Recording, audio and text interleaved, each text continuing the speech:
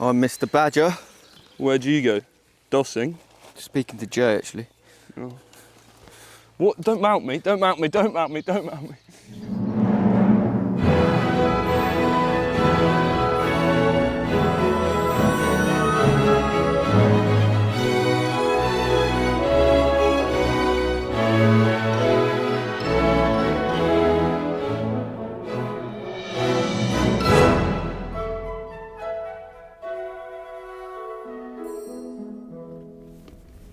Welcome back, episode number 67 of Learning the Hard Way, the vlog that shows you the behind the scenes, basically all of this stuff. This week, a little bit different. I've cheated slightly. I actually took a week off and went to New York with my wife, but don't worry, it's still an action-packed week. I fill you in with commentary throughout. Let's get into it. Good morning, happy Sunday. Welcome back to the vlog, and it's a little bit different this week because I wasn't here.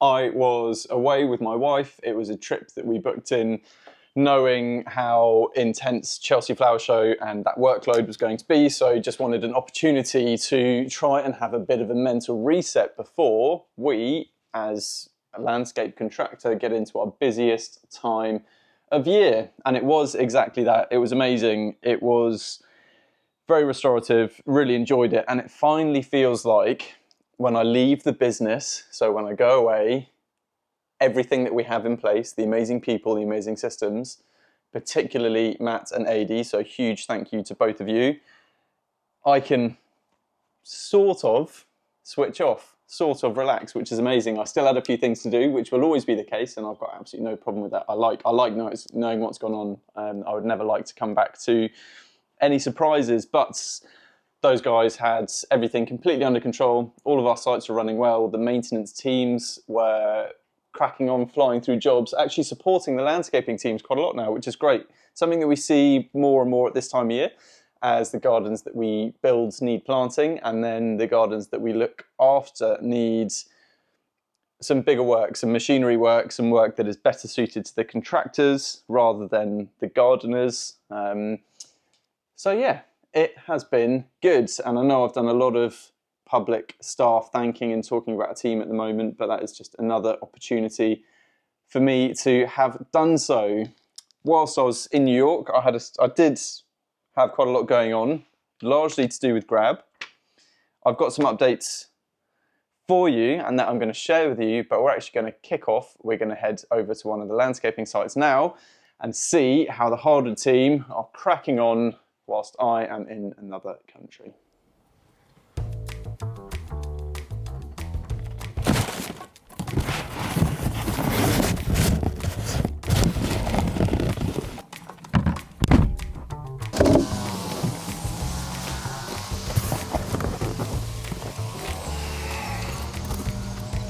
Yeah! Big boots. Hang on. Big boots delivery? Amazing. All yours. Thank you, kind sir. You're most welcome. Oh, unreal. Treats as well. I'm assuming they're from cameraman Will. Absolutely. Oh my God, thank you very much. Fill your boots. Fill your boots. Oh. You thought of that on the way here? I actually didn't. That was off the top of the dome. Good morning, people of the YouTube channel. Down in Midhurst, as you can see, saying goodbye to some old friends of mine. The first dealer boot version of the steel blue boots from Big Boots. Seen some hard graft, some good times and some bad times. Plenty of wear in them. Glad to be back in a fresh pair. Gonna make me work 10 times harder, make me look 10 times better. I know you probably think that that's pretty difficult, but believe me, anything's possible with the Big Boots. Delivered by a beautiful delivery driver, goes by the name of Will. If you order your Big Boots with the code Hardwood10, he will personally deliver them to you. But yeah, as you can see, we're up in Midhurst today, myself and Will. Treacherous conditions, working on the side of a hill, installing a chain link fence around the border of this lovely property. It's been a bit of a mission, on this first leg. It's a 25-metre stretch, but we've got the fence up and we're just installing the rabbit/badger, whatever you want to call it, barrier protection.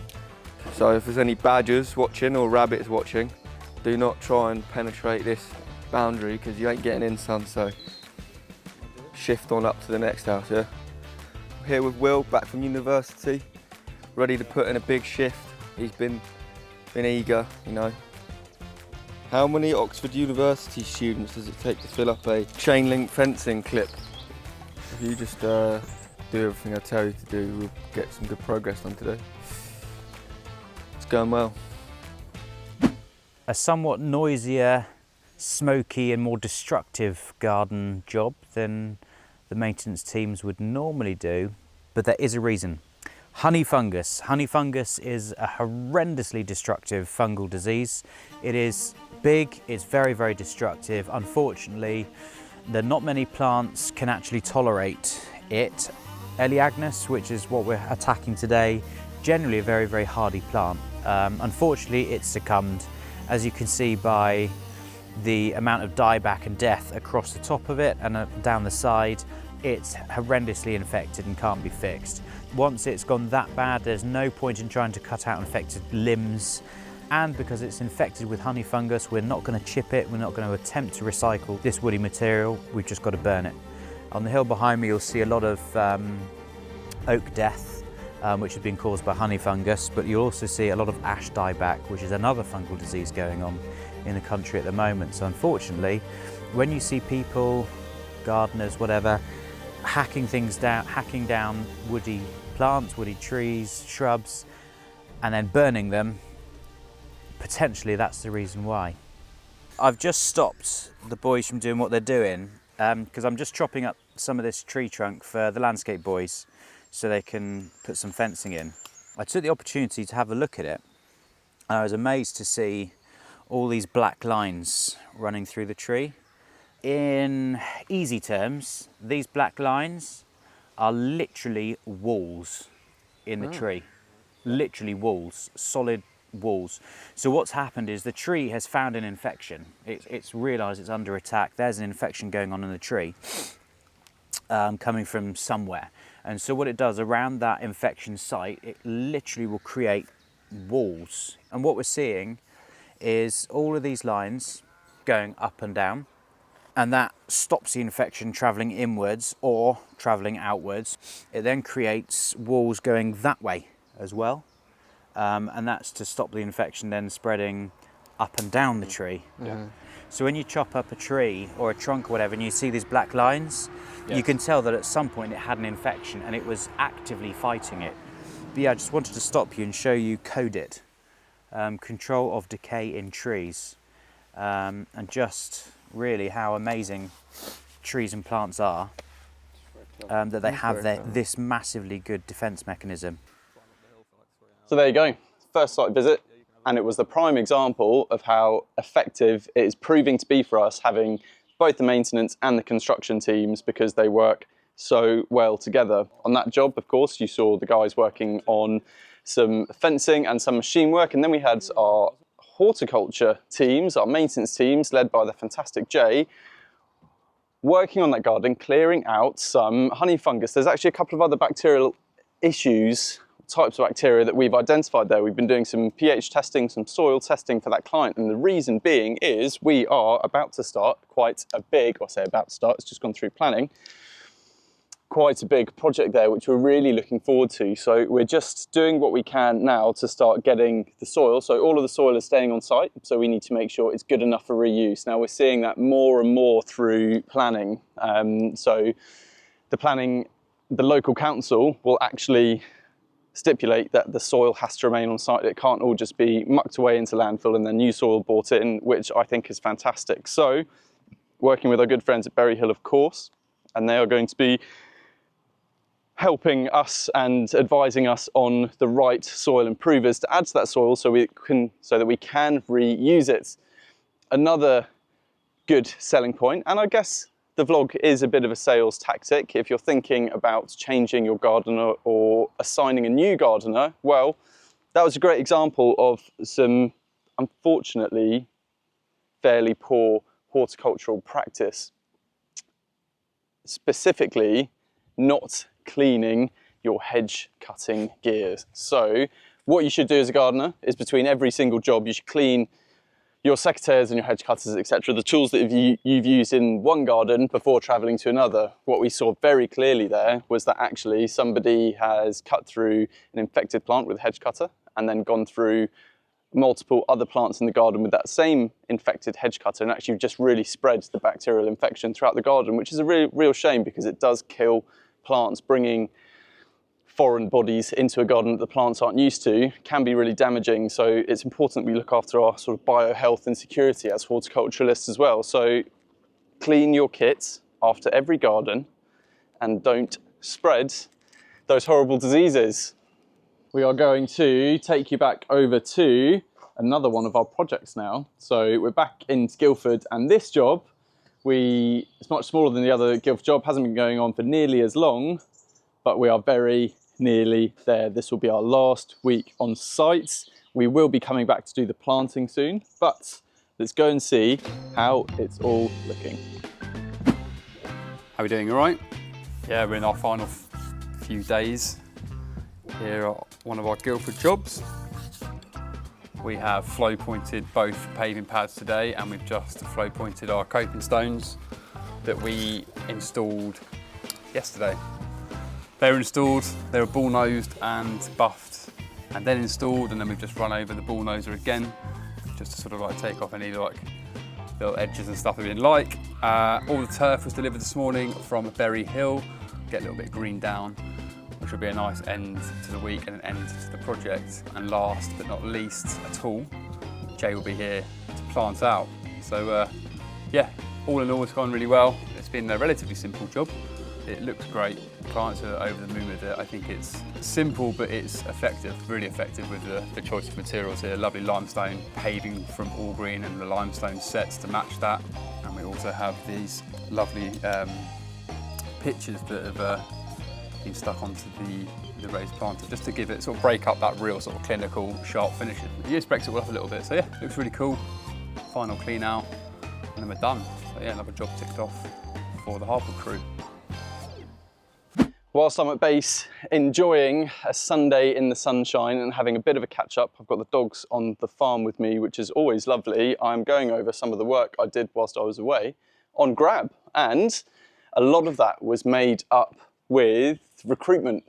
So setting up and putting out job adverts on Indeed and just speaking to a couple of sort of industry connections about if they know anybody who's looking for work. It seems with a lot of the bigger companies in the trucking, muckaway, aggregate supply industry, at the moment they are struggling a bit with work and for work, so they are consolidating, they're letting go some drivers and parking up trucks, which means our access to staff has actually been pretty good, which is amazing. So we've had quite a few people apply, and what I'm doing now is just going through some of those applications, sending, what I normally do is just get their mobile number and drop them WhatsApp, just introducing myself, saying, is there a good time to have a chat? If they get back to me, which they normally do, we will then just have a phone call, and that's how it starts, just a chat on the phone, very informal, and if we think it's worth meeting up, we will then meet up and sort of take it from there. So yeah, pretty simple recruitment style, but it's worked so far. I'm really, really looking forward to, again, taking learnings from everything I've done in Hardwood into this new business, this new startup. It is going to be reliant on staff, as you know, and if you don't know, you probably figured out it's not a company that I am going to be on the ground in, as in I won't be driving the lorries full time. But I'm looking forward to jumping in it occasionally to cover things like sickness and holiday, etc. But I don't want to be massively involved in the day-to-day because I want to continue to work on the business and be growth focused. And to do that, my priority is building a team and then building the systems needed to enable that growth and make it all happen. But I'm excited to discover who will be, I guess, the equivalent of Matt, my number 2. I'm excited to see who our drivers are going to become, what they're going to be like. I'm excited to see what the company culture is going to be like. Again, I've got so many learnings to take with me into this new venture that I feel ready for very ready for all of the issues and the headaches that are going to come up. I think, company culture is something I'll probably speak more on in recent vlogs that will be coming out soon, but it's a very interesting topic, because a good company culture to one person is a bad company culture to somebody else. I may be, me as a person, as a human, maybe a very good manager to some people, but then an awful manager to others. And that's really important to just be comfortable with. You can't be a great boss for everybody. At the end of the day, it's a yes, you work for a company, but it's a human being employing another human being. You need to have some synergies and be aligned in your values, etc. And while that may be the case when work is easy, when work gets tough and there's things that are asked of certain people, turns out they're not a great fit. And that's happened a lot in my business growth so far. So I have absolutely no doubt that it is going to happen again. Some of my biggest learnings from not only just recruitment, but then retaining staff is not to just say yes, not to promise things that actually are unrealistic to deliver. Don't promise progression that actually is unrealistic to achieve, etc. What you need to do is give people the scope and space to voice what they want to do, and then do your best to accommodate that growth. When you've got lots of staff going in multiple teams, it can be really tricky, and especially in the landscaping side of the company, it can be very tricky because progression is very difficult to track. And the progression for me, really, what we really look for is more mindset than actual deliverables. They need to be able to deliver, and they need to be able to be good at what they're doing, but they have to get the basics right first and foremost, because there's no point being amazing at what you're doing and then always being a little bit late or wearing the wrong uniform, etc. Because that's what your boss sees. And they see and they notice that before the amazing work that you've done. So it's pairing the amazing work that you're doing, but then being very consistent with all of the things that are actually important to your employer and in line with their values, etc. Point of reflection for me is company culture, again, is always going to be changing. If you're growing a business, it's going to change. And if you start employing people when you're still very hands-on and those people are used to you being on site or used to you being around, when you then change to not being so, it is going to not work for everybody. Some people aren't going to like it. Some people aren't going to like the transition. Some people aren't going to like being managed by somebody new. And that's okay. If you change your business, it is inevitable that you will lose staff. But in that growth, the new staff that you take on are then accustomed and used to the business as it currently is. So with you being less involved, the staff that we have at the moment, the majority of them have actually joined while I've been fairly not detached from the day-to-day, but we've had Matt in place, we've had management in place, we've had middle management, I guess. We've had structure, we've had hierarchy, and that's worked really well and been so important for me, because Matt, who is directly, I guess, accountable for a lot of their growth and development, he is the one doing the appraisals. So if he does a member of staff's appraisal and set specific goals, Matt is then very well placed to monitor those goals and check that they're actually being achieved, and it makes that member of staff therefore feel listened to, and that's amazing. If that fell on me, the reality is I just haven't got the capacity, so I would be over-promising and under-delivering, which is a very good way to wind staff up. They are people at the end of the day. Everyone wants to earn more money. Everyone, why say everyone? Most people want to progress.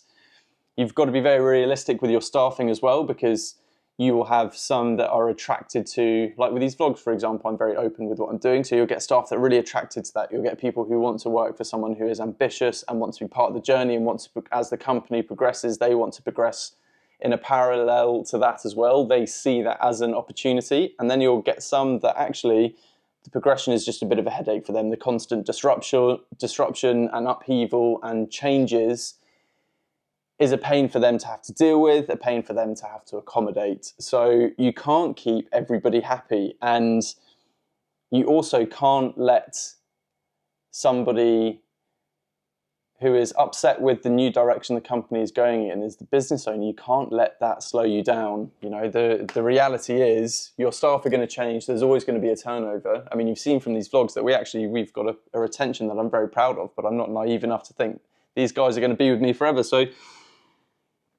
yeah, it was a bit of a waffle. It was a bit of a waffle, but don't let staff who are moody because things aren't the way they used to be hold you back. That is my biggest takeaway from it all. Just if someone leaves, you've got to view it as an opportunity. Yes, it's a short-term sort of disruption and frustration and a hole to fill and more training, etc. And obviously you want to do everything you can to mitigate that upheaval. But if it happens, embrace it. It is an opportunity. You can replace them with somebody who is now more aligned with the company as it currently is and more aligned with the vision for the future. So do your best to look at losing staff as an opportunity. I am going to stop waffling now. I'm going to hand you over to the guys receiving their big boots. So our latest order, a few of the guys have worn through theirs. They're obviously in them all day, every day. And this is the amazing workwear provider that we work with. The guys have chosen the makes and models that they want. We've sent them over to site. And if you want any of these boots, there's a discount code under this video where on most of their range, not just boots, shorts, trousers, socks, etc. as well, where you can get a discount. So Hardwood 10 is the code, but if you want to go straight to the link, you can head straight under the video. We're going to hand you back over to site now to see what the guys think of getting their new boots. Yeah, they're fine. They just need wearing in a bit, that's all. I like mine, yeah, they're good. Wearing them in still. You don't like the zip, do you, Lev? Digging in your... At the start it was digging in, ankle. but now it's fine. Worn in, so it's fine. The soles are really nice. The soles are super comfortable. What's your primary goal here today on site, Mr. Duncan? To get the steps sort of shaped up as much as I can, because we're still waiting on some decisions to be made on the two top steps, because I think I don't think the customer's too keen on a different colour on the capping, so it might be another change coming our way. But yeah, I'd like to try and get the steps shaped up, get a few slabs on the floor, then I can see where the join is going to be here. So I need to have a slab here in line with these ones, so all the grout lines line up. Then I need to get another one next to it to be able to see exactly where it comes through here, so I can get that one lined up.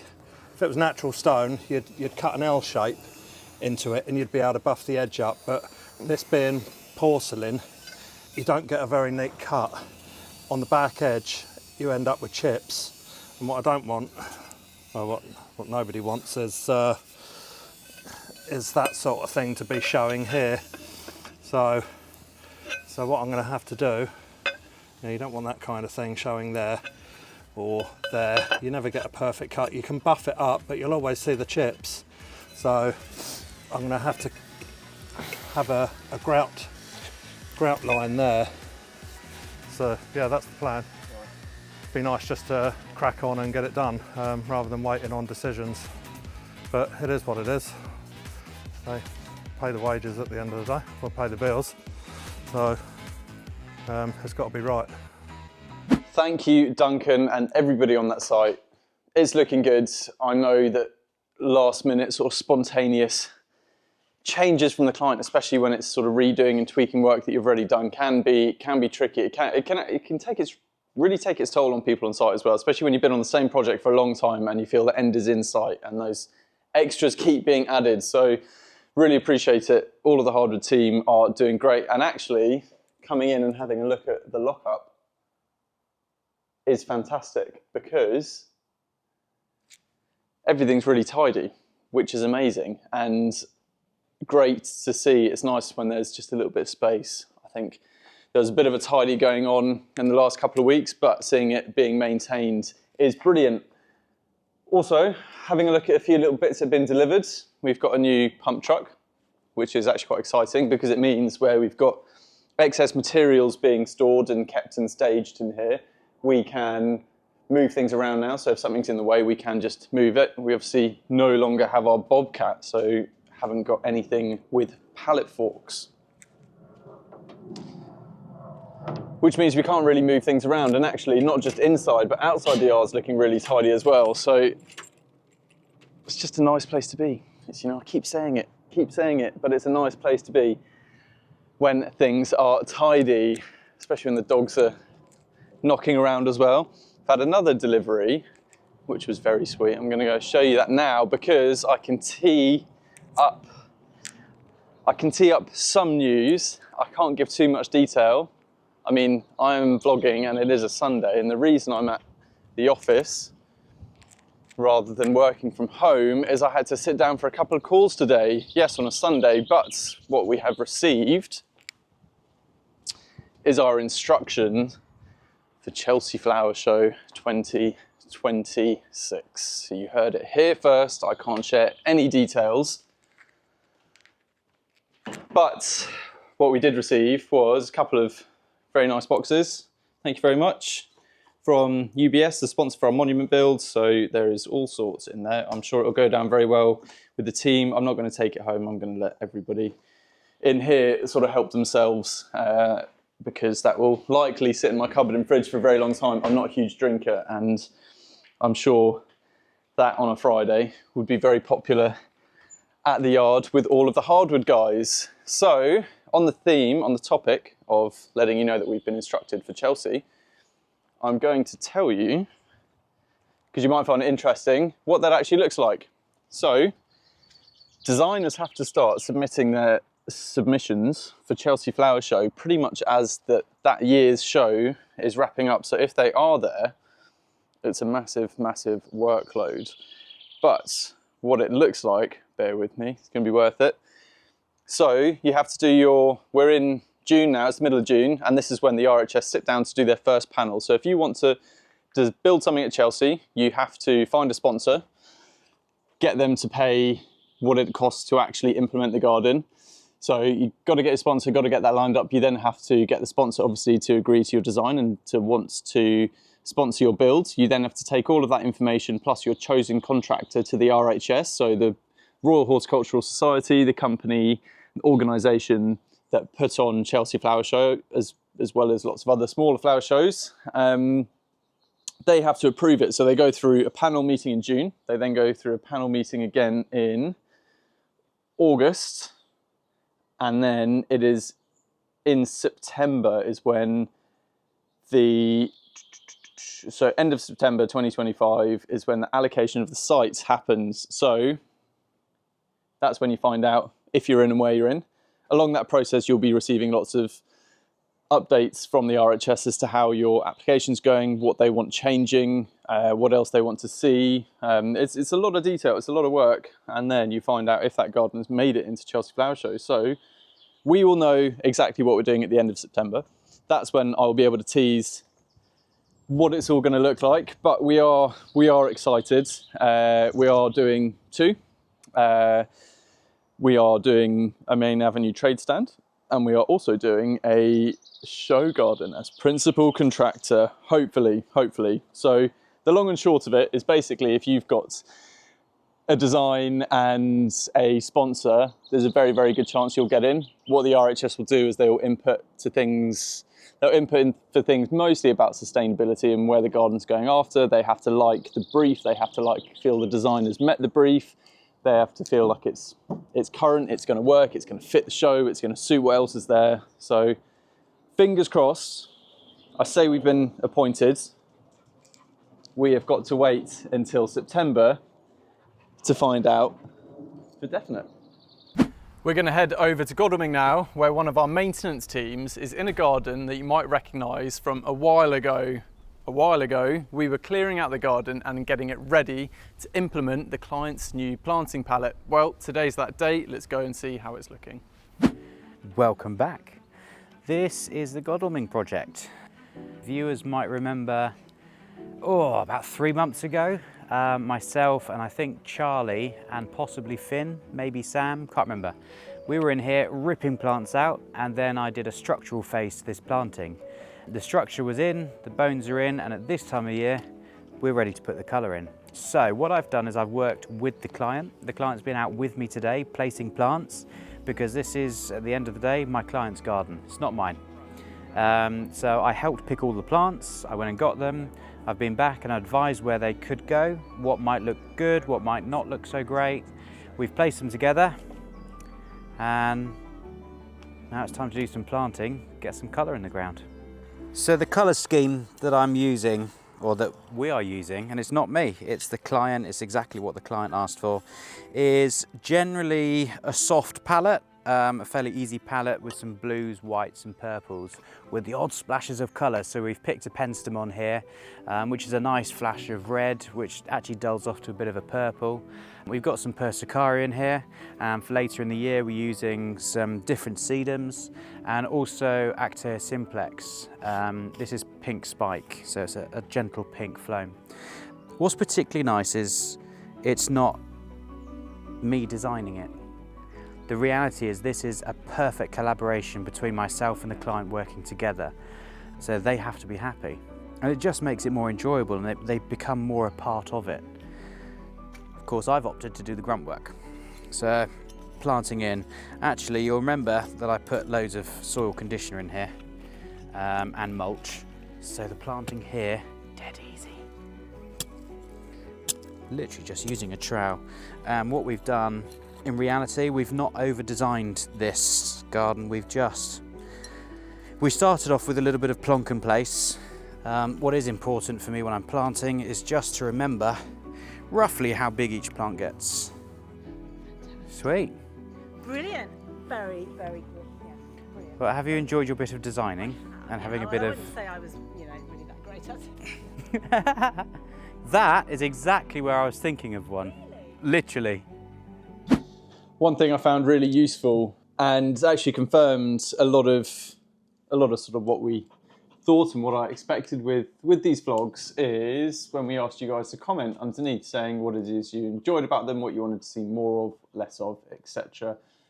etc. It was great and really valuable. So thank you very much. What we're doing now is actually looking at how we implement those, how we build them into the vlogs, how we tweak what we're doing slightly, because we do, as with anything, we do want it to grow. So it's not numbers driven, but I would love for this to become not just a documentation of what I'm doing and what we're trying to build, but actually a resource for smaller companies who are going through, so the owners of those companies, owners of those business who are going through all of the stuff that I have had to go through and I'm still going through, but have done it in a very isolated way, and their growth is being limited because they haven't got access to conversations which will enable that growth and allow that growth. And if I had, not saying they didn't exist, but I certainly wasn't aware of a vlog style, super open, super transparent, where I found it relatable. The person giving the vlog was very open, very honest, very blunt and brutal about numbers, etc. So that's become a bit of a mission for us, actually, or for me, is how can I create something that is actually going to add value? How do we do this just not just selfishly anymore? The vlog has been a massive, it's been a massive strain. It's a strain on the business. There's 2 full-time employees who basically their output is the vlog, which I still find a little bit insane on reflection saying that and how we manage to justify it. And actually, can I justify it? But the long and short of it is we do want to keep doing it. We are looking actually at how we simplify the vlog and the process and actually reduce some of the associated sort of labour and man hours of making it happen, because I want to do other stuff on social media. I want to grow our short form channels and short form platforms and yeah, that's something I'm just trying to figure out how we actually implement at the moment. The vlog, as it currently is, has settled into just a very consistent thing that comes out, but the growth just hasn't been there. And that's a big part of YouTube, It's always a big part in anything. You've just got to stay consistent and keep turning up, because you only need 1 or 2 to take off or go viral, etc. And suddenly it's going to be everywhere. So, like I said, the motivation for me is really trying to get the most out of my team, trying to use the vlog as a way to add value to people who need it most, get the vlog to a position where hopefully we can monetize it to a point where it just covers its own back. So covers the costs associated with actually making it. So that doesn't then put pressure on the rest of the business. Like I said, there have been other things that we've gained from the vlog that have been super, super useful, but interactions from you guys are fantastic. So we don't want to just do the odd Q&A. I'm happy to address anything. So any questions that have popped into your mind after I have spoken about anything in this video, if you've watched it this far, just drop them in the comments, and then on the next video, we'll talk about it. We'll address it. We will make it happen. Because why not? If we're going to film them anyway, we may as well make them as good as we possibly can.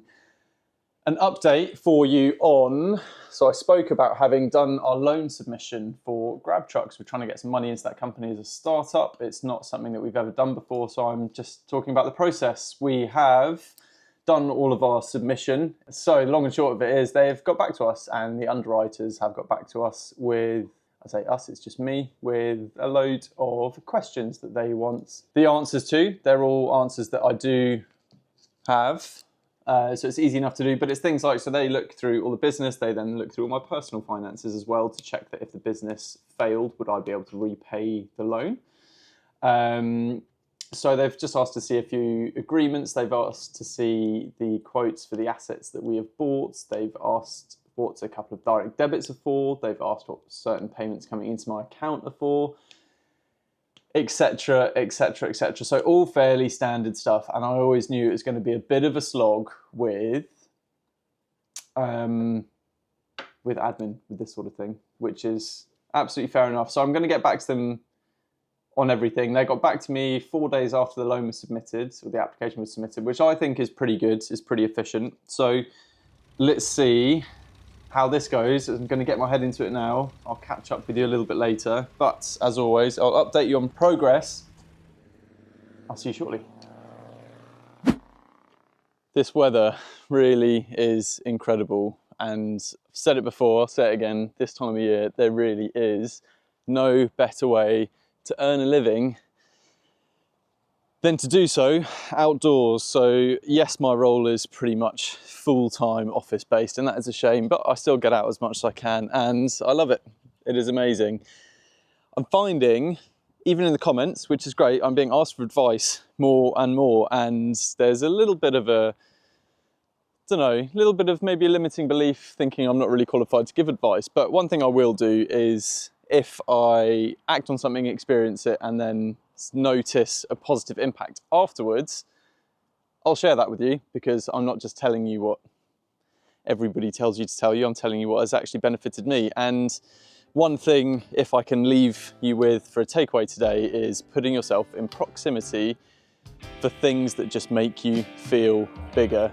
New York was such an incredible place, and I made a real effort to take in my surroundings and really value where I was, because each one of those skyscrapers, each one of those businesses, each one of those incredible things there is an idea. Yes, they're built by businesses, but fundamentally there will be one person who had that idea, one person who pitched that idea, one person that had to persuade others it was a good idea, one person who had to raise capital, and it is incredible seeing what can actually be achieved. So putting yourself in proximity of things like that and escaping your little bubble and thinking bigger is a really, really powerful thing. I think there's a real issue as well with having a frugality, an overly frugal mindset with money. Now, that's not, I'm not telling you to be reckless and overspend, and I'm not telling you have to go to New York, but in places like that, it's hard not to have an abundance mindset. I mean, you hear everything on the news about how tough everything is, but look how much is still going on, look how much is still being delivered, look how much, you don't have to look far to realise how much wealth there is, and wealth that is actively looking to be deployed. Now, having that mindset and feeling like, yes, I'm going to do something, invest something, but I can just earn more, I can make the money back, I can work harder, I think is a really powerful thing to play with. Pretty much every big purchase I think I've ever done or committed to, I haven't been able to afford, I haven't had the money, haven't had the resource. I've always had to try and be responsive and dynamic and find a way, find a solution, and it's always, so far, worked out. And again, I'm not pushing recklessness, I'm not saying you've got to spend money, I'm not saying you've got to go to expensive places, but think bigger. For me, I've come back from New York with a real sort of renewed energy as to what's possible, and actually my goals that I'm struggling with, it's hard to feel like they're impossible when you look at what's actually been achieved. So I hope you've had a good week. I hope you haven't minded me doing a whole vlog on a Sunday, on one day. I'm not pretending I've been here all week. It was amazing to have a week off and amazing not to do any vlogging. I did bring my DJI, and after starting these vlogs, there's definitely a bit of a thing in the back of your mind thinking you have to keep doing them, you have to stay consistent, but taking that week off was really important. And, you know, it has really got me thinking. There's certain staff I want to push more and do more with and change their roles slightly. You know, I have come back with a real energy and a bit of clarity on direction as well. You know, these vlogs also, as I've sort of dabbled on briefly today, I guess, they are tough. They're a big commitment. They're a really big commitment. But I'm enjoying them. And so the clarity I've got is, as long as we are doing them, I just want them to add as much value to as many people as possible and not do them for sort of selfish reasons. So that's my closing piece for this week. Thanks for watching. Next week, I promise, will be a bit busier, a bit more exciting, because I'm going to be back on the ground. I've got loads of meetings, loads of things I can share with you. A lot of you in the comments wanted to see more of my day-to-day behind the scenes, something I don't always share because, again, maybe a limiting belief that it's a bit boring. But if you're in a similar position to me with a small company, I'm sure it's going to be relatable. So enjoy the rest of your weekend or whenever you're watching this. Make sure you like, make sure you subscribe, do everything you can to engage with these videos, because it really does mean the world. We put a huge amount of effort into them. And I will catch up with you very soon.